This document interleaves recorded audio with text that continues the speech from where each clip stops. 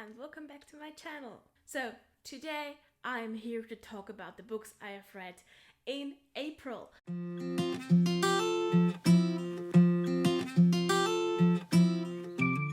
This is going to be a wrap-up of all the books, and majorly these are books I have read for the O.W.Ls Readathon. I will also mention for which subject of the O.W.Ls it counted, and I am very happy to tell you that I have qualified to become an alchemist or a spellmaker or a Hogwarts professor, whatever, and I love it. I am looking forward to the N.E.W.T.s in August. Let's get started with the bullet point summary of the books. I have started the month with 2 books that have not counted for the O.W.Ls Readathon, and the first was Ho'oponopono, the ancient Hawaiian practice of gratitude and forgiveness. This is a non-fiction book and it is about being pono. So my bullet points for the book are Hawaiian way of life, law of attraction, and wisdom of the elders. Moana's grandmother has spoken. I recommend this to people who are interested in self-help books and in Hawaii. And I'm also recommending to people that love very pretty books because the artwork in this is stunning. Those are such pretty things in there. So yeah, I gave this book 4 out of 5 stars. The next book I have read was Followers. My bullet points for this book are: the society is broken, so we escape through reality TV, internet apocalypse, and finding your family history and yourself quest. I recommend this to people who like dystopian, social media science fiction, like light sci-fi science fiction, because this is more like a family drama with some sci-fi elements. And yeah, I gave this book 3.75 out of 5 stars. The next book I have read was Killing Gravity. It's a sci-fi story, very short. My bullet points are cyborg badass woman fighting against evil corporation, found family and cats in space, and bioengineered telepathic superhuman. So I would recommend this to sci-fi fans and to people who love the badass woman female protagonists, because this is really one of those. I gave Killing Gravity 4 out of 5 stars. And I will continue the series because there are 3 books. They are called Void Witch, which is so cool. So let's get started with the O.W.Ls books. The first book was a book I have read for ALCHEMIST, which was to have a heart on the cover, and I have read Prince Charming, and my bullet points for this book are the prince's best friend and the commoner, the emo girl forced into a makeover and she's rebelling, and Scotland and Party Hard. I am recommending this to people who like cute romance and are into the whole teenager and royals thing, because this is cute. Yeah. No, I was wrong. It counted for ancient runes. Sorry. I gave Prince Charming 4.25 out of 5 stars. The next book I've read was FINA by Nino Cipri. This was one of my anticipated sci-fi books of 2020, and my bullet points for this book are: what if there were wormholes to other universes in IKEA? Non-binary badass and an anxious disaster buy going on an adventure. And second chance romance and monsters. So I would recommend this to people who just want a quick, fun read and want non-binary representation and are IKEA fans. I've counted FINA for book under 150 pages, and that is the subject potions. I gave FINA 4 out of 5 stars. The next book I've read was a reread. Obviously, this is one of my favorite things. It is The Hobbit by Tolkien, and I have read this book for the owls for the subject History of Magic, book featuring wizards. My bullet points for this are kinda sarcastic. Middle-aged soft boy being rudely interrupted at dinner by 13 obnoxious loud short men. Long as Dragon Quest and addictive gold. Friendship and greed. So I would recommend this to everybody because this is fantasy. It's Tolkien, it's a classic. If you like Lord of the Rings, this is the prequel.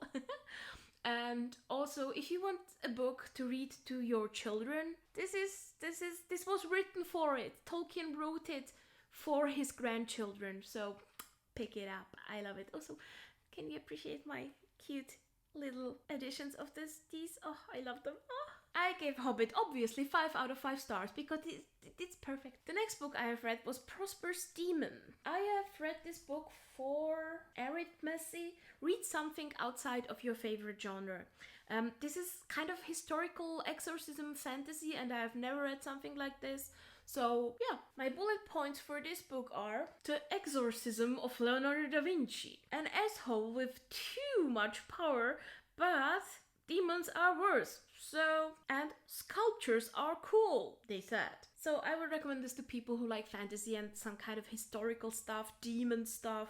Yeah, it's really short. Maybe pick it up. I didn't like it much. I gave this 3 out of 5 stars. The next book I have read was Into the Drowning Deep by Mira Grant, which is another author name that Shannon McGuire is using, and I loved it. So my bullet points for this are: science the hell out of killer mermaids, death, killing, and more death, sign language, autism representation, and a female to female relationship. So this is science fantasy. I recommend this to people who liked Middle Game by Shannon McGuire and who just love science horror stuff and mermaids. You will not like these mermaids, but ooh. I gave Into the Drowning Deep 5 out of 5 stars. It will make my favorites list of this year.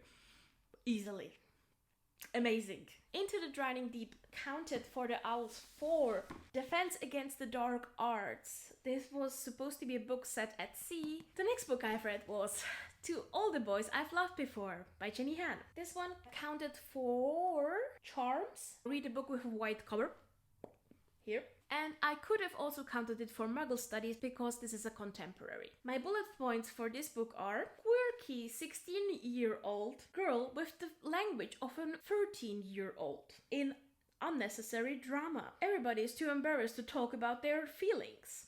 And love letters and pretend relationship. So I would recommend this book to people who love the movie and are on a very much younger side of the YA spectrum. And yeah, I did not like this book at all. I will get into it later. I gave this 2 out of 5 stars. The next book I have read was Milk and Honey. That's by Rupi Kapoor. This counted for herbology. Read a book starting with an M. My bullet points for it are: heartbreak, feminism, and the struggle of finding yourself. I nearly cried.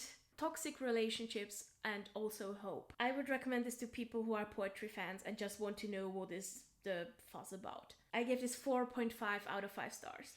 The next book I have read was Docile by Kiem Spazara.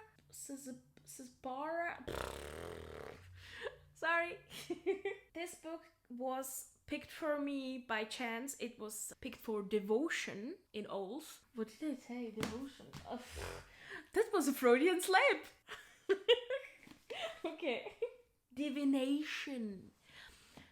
Docile counted for divination. I ran a random number generator to get to it, but I wanted to read it anyway, so I'm happy. And my bullet points are: debt resolution through slavery, deep discussion of consent, and power dynamics in relationships. The last point is gray area male-to-male relationship romance, kinda. So this is a sci-fi, but it's heavily focused on the relationship between 2 characters. I recommend this to people who like sci-fi, dystopian sci-fi, but also want to read kind of a new adult male-to-male relationship. I will talk about this a bit later. I gave Docile 4.75 out of 5 stars. It should have been a 5 out of 5. I have just a little thing. The next book I have read was Bride Baby, and I have read this for astronomy.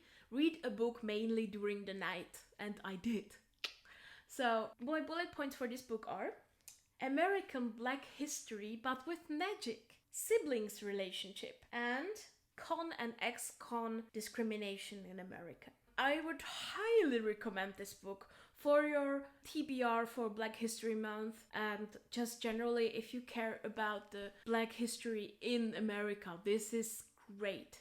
and also heartbreaking. So if you are like hard-hitting magical realism contemporary, this is your jam. Get it. I gave this 4 out of 5 stars. The next book I've read was Tell Me How You Really Feel.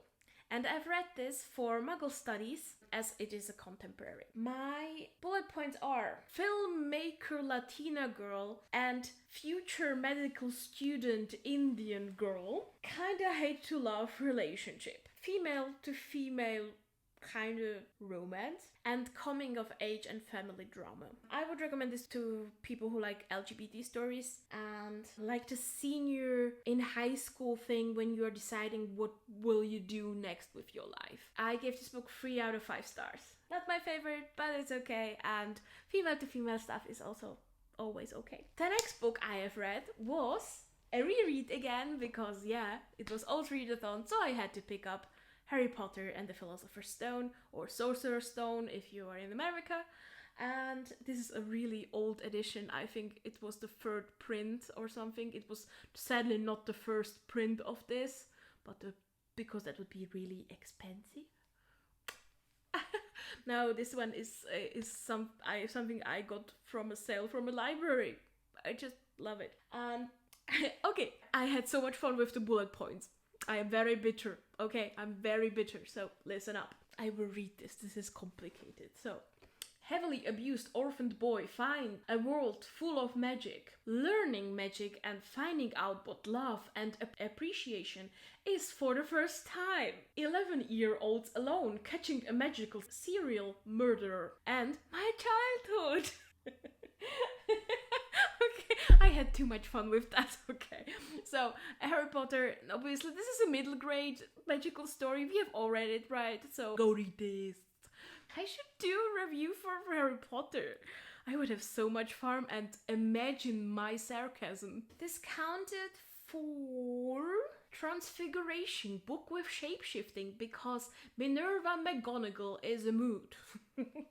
Oh, I gave Harry Potter 5 out of 5 stars. Obviously I did. And the last book I've read that month was for Care of Magical Creatures. Read something with a creature with a beak on it. You see the birds?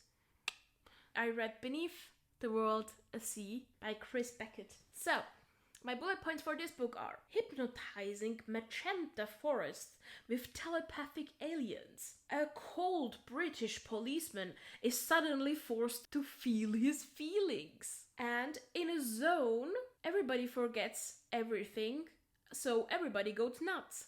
This book, I would recommend this to people who like Jeff Vandermeer, the Annihilation books, and people who like to dive into the morality of a man, not a woman, a man.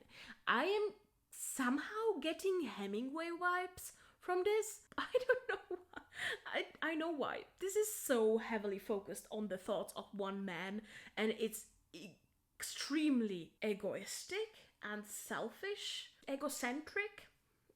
Yeah, I gave this 2.75 out of 5 stars. So, that's it. That's my bullet points. Also, coming to the stats, my rating this month was a 3.93 out of 5 stars. So it was kind of a bit worse than the last month. That's okay. And overall, I have read books with 269 pages. Also okay. I have read 15 books. I needed 12 for the O.W.Ls Readathon, so I knew I will make it. But it is less than the last month, which is okay. I had some very long books. So let's get into the more detailed reviews. I will switch it around and start with the books that have disappointed me. So let's start with All the Boys I've Loved Before. This has greatly disappointed me. Everybody's telling me the movie is great, you need to see it. And I was so stupid by thinking I need to read the book first. I'm a book person, I need to read the book. Well, I did, and I hated it. No, this is written in such odd way. She's supposed to be quirky, but she kind of feels like a 13-year-old. She is calling her father daddy, and she's supposed to be 16. Do you not know the implication in this word? no, nobody's going to do that with 16. And just generally her incompetence in expressing her feelings is too bad for being a 16-year-old. I could not relate to this book. I hated how it was written. I hated all the boys in this. I'm so sorry. Except maybe the gay guy, because he was kind of nice. But the two main love interests, I didn't like them. I started liking Peter in the end, but he still was a mess. So, I just don't get anything from this book. I didn't like it. I thought the writing style was horrible. And I looked into the movie. The movie is way better than the book. So don't do it yourself, dear book nerds. You don't need to read the book. Watch the movie. Just, if you like it, I'm happy for you that you have found a book you like. A lot of people are liking it. I don't. The next book that has kind of disappointed me and kind of confused me that I didn't like it more than I did was Beneath the Royal Sea by Chris Beckett, because I thought telepathic aliens manipulating people, amazing concept, give me. This was just so weird. It was, and then not in a good way. This book left me so unsatisfied and disappointed because the whole alien species and the whole forgetting in a zone what happened just wasn't explained at all. No. And the focus was on a main character who was questioning himself if he's morally good, and there were no relationships I cared about. I didn't care about the main character. His main drive, why coming to this delta to find out if the telepathic aliens are treated well, stopping the killings of them, he dropped it. He dropped it within like 50 pages and then started like breaking apart and questioning himself. And generally, I just didn't care. That is the problem with this book.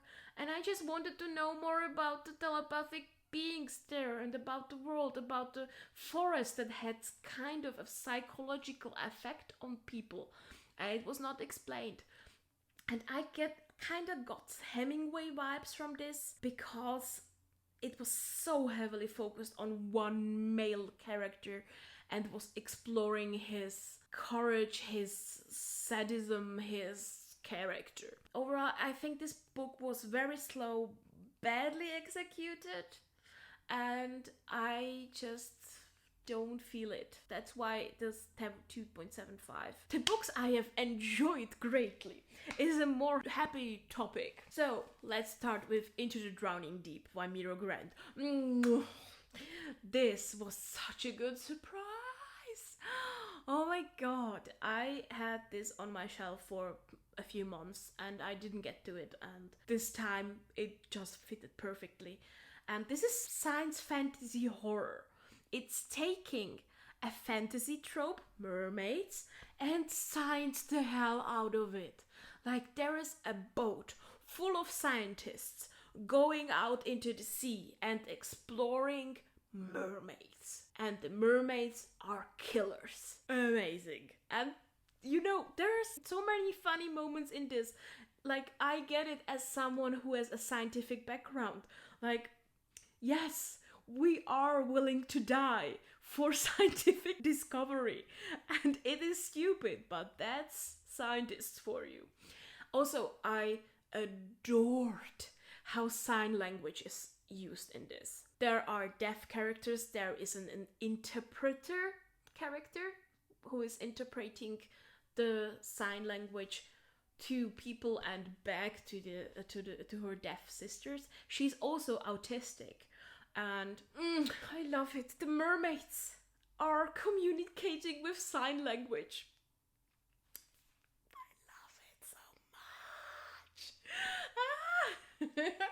And there's also female-to-female romance. There is so many amazing characters, and I just loved how this develops, and I love how brutal this is. And can I give you a mild spoiler? There is a mermaid going up to the ship and she wants to kill everybody, and there is a scientist holding a camera on that mermaid and saying, "Howdy, Ariel." Mood, amazing, I love it. So this is one of my favorite things, and just go read this is so good. And finally, let's get into Docile. So Docile was one of my most expected books of 2020, and I was right. I love it. So this took a surprising turn for me. I expected like a revolution for the entire society, and this was heavily focused on consent. It follows a boy who sells himself into slavery, and it is a sexual slavery in the end, and he is kind of developing a relationship with his owner. And this book is very cleverly written because the point of view is from both characters. And the main character, Elisha, is showing a deterioration through the slavery. And Alex, who is the owner, is under immense pressure. He's a scientist and he thinks he is not doing anything wrong. Turns out he does. This was focusing on developing the relationship, and you kind of starting to care about them a lot, both of them. And then it breaks your heart because it is taking the consent apart, that there could not be a consent if there is an economic relationship, that there is this slavery contract. And just amazing. I love how it took my feels and broke me. Just give it to me. I love it. And also I love the playful thing of the writing style in the intimate scenes, because when there is the slavery relationship between the characters, you read the scenes when there is more intimacy, okay? And you get there is something off, just slightly. You get it. And then there are consensual scenes later on, and you are just, okay, right, he is not bad at writing intimate scenes. He did it on purpose to make you cringe. And I was like, oh my god, I love it, give me. And I have just one problem with this book, and that is that the character of Elisha before going into the slavery relationship was not fleshed out as much as I wanted it to be. So the deterioration of his character was kind of falling a bit too flat for me.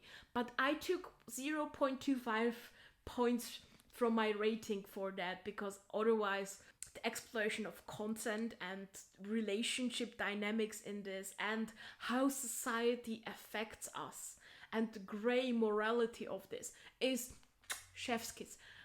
Kiem Separa already announced the next book, and I am here for it. I will buy it on release date. This is also one of my favorite books of this year. I already know it and I love it.